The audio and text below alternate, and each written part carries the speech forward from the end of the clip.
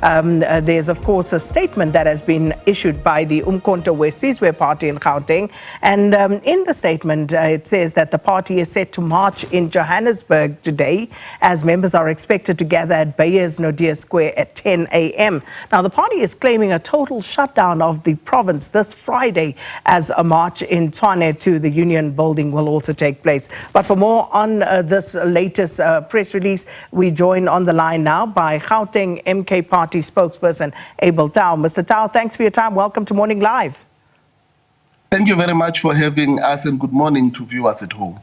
Mr. Tau, your statement states that the MK Party will bring the country to a standstill. So talk to us about that and why you will be doing this. Look, we all know that with the advent of the GNU, basically South Africa is on their own, except that only MK Party stands with our people.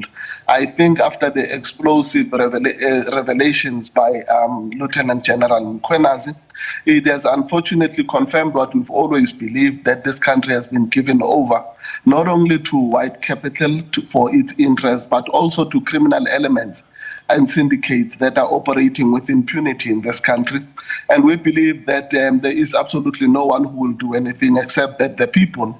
And for that reason, we believe that as a party that is obviously a revolutionary in nature and in stature, we have to lead from the front, and we are calling on people of Gauteng to come out in their numbers to literally make sure that they demand nothing less than one, justice and accountability.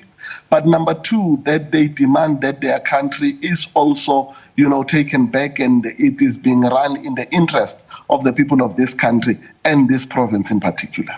So what specifically about Lieutenant General uMkhonto's revelations prompted what is a rather strong response from the MK Party? Do you believe that there is sufficient evidence to back up his claims?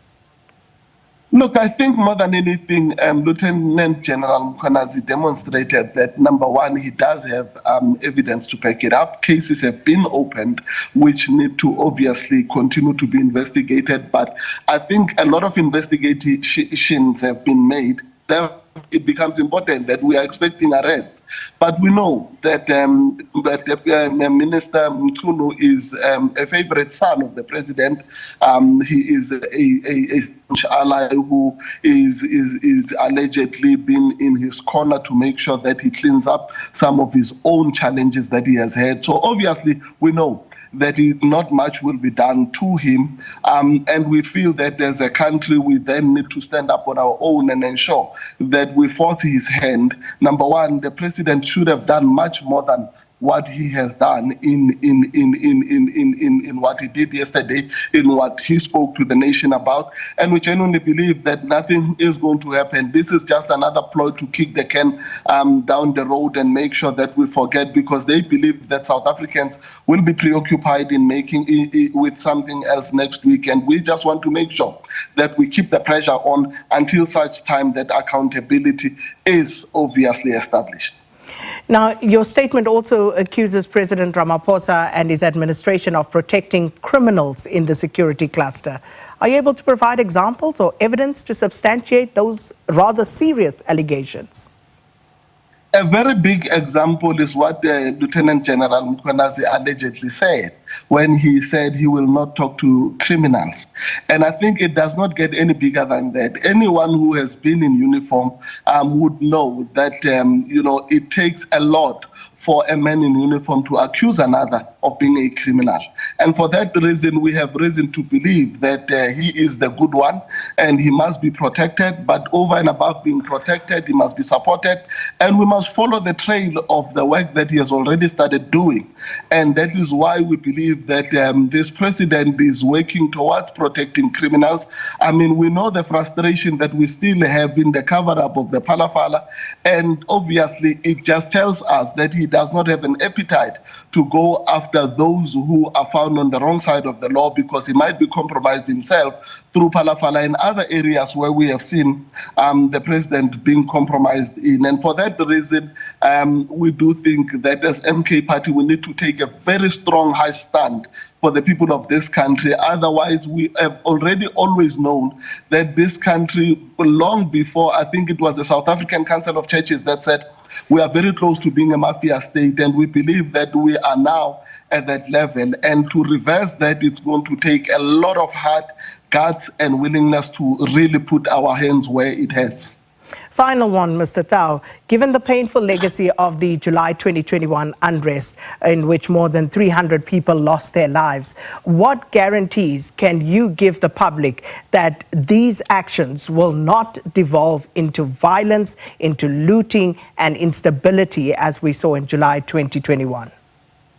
Look, as MK Party, we are very clear that we will never call for anarchy. We are not a party of anarchy. And we are calling on South Africans to restrain themselves, which is why we believe that we need to be the ones leading the action that the people will be taking, so that you don't have an unled revolution where everyone and criminal elements find a space to operate in.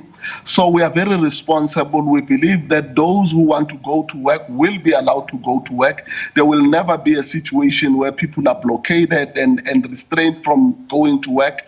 But as you have seen MK Party over the past period building up to elections, we had a slogan where we said, "Asibabizi bayazizela." And that told you that people resonate with uMkhonto Wesizwe. And even in this one, people will not be forced to shut the province down, but people will voluntarily go out and hold hands with MK Party. And we are going to lead a peaceful shutdown of the province, where those who want to exercise their right to do whatever it is they need to do will be guaranteed that right, and they'll be able to do that. But I can assure you that you will see scores and scores of MK members, supporters, and ordinary members of society coming out peacefully to say they want to take their country back. And you do have the relevant permits for these marches today, and of course the total shutdown, as you refer to it. We have applied accordingly today. We have been granted the requisite permits. The same is true on Friday. We are not only the only ones who are marching on Friday. There's an NGO that is doing a separate march on Friday as well. So we do have the necessary approvals to be able to be marching. Like we said, we understand that we cannot operate outside the law. And His Excellency President Zuma was very clear to all of us as leaders of the to say we need to do everything by the book to ensure that South Africa is restored to its people, their dignity is restored, but there is a country to work with. We can never advocate for anarchy, lawlessness, and obviously everything else that comes with that. The responsibility that we carry when we lead people, we understand that people may lose lives, and that's the last thing we want. We are not those kinds of people. We can never allow a situation where lives are lost, livelihoods are lost because of us standing up for what we believe in. We believe that it will be done peacefully. People will come out voluntarily, but people will come out in big numbers, and we will be marching to the union buildings on Friday.